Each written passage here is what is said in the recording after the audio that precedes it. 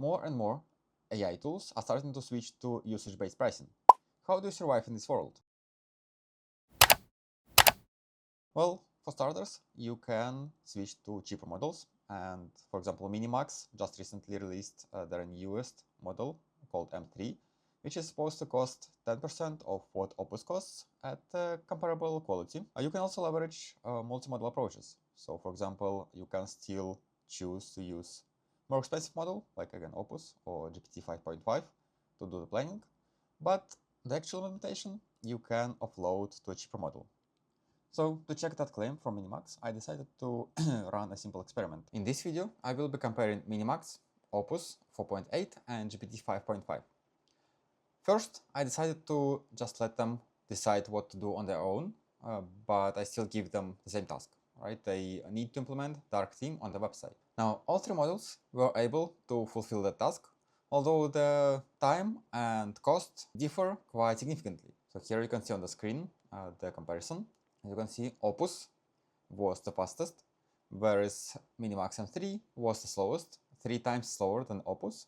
But at the same time, price-wise, M3 was around 50% cheaper than Opus, and GPT 5.5, while being somewhere in the middle in terms of speed, was the most expensive, almost 3 times more expensive than MiniMax.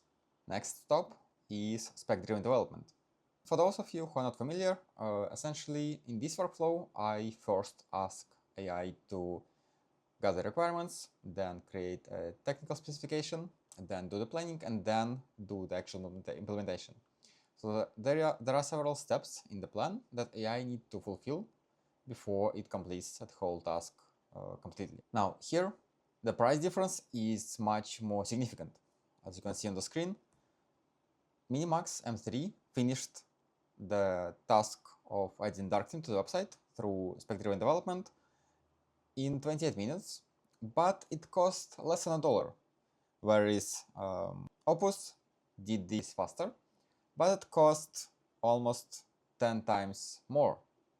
And GPT 5.5 in this case was the fastest, twice as fast as MiniMax, but the price is still significantly higher compared to MiniMax. Now, at this point, you might be thinking, okay, so there is essentially a trade-off between speed and cost, right? So if you want to have cheap model, you take MiniMax.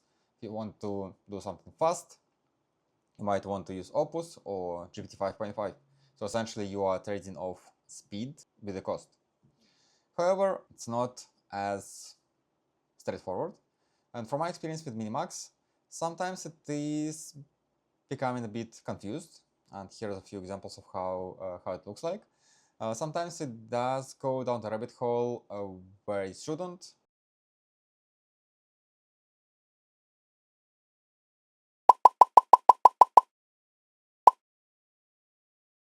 Sometimes it experiences issues with the tool calling and so on.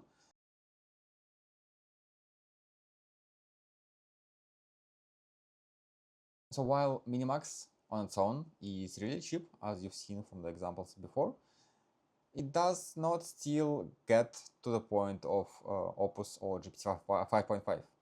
However, we could try to take the best of both worlds. We could try to take the best from Opus or GPT 5.5 in terms of accuracy, and we can leverage MiniMax on the cost front, right?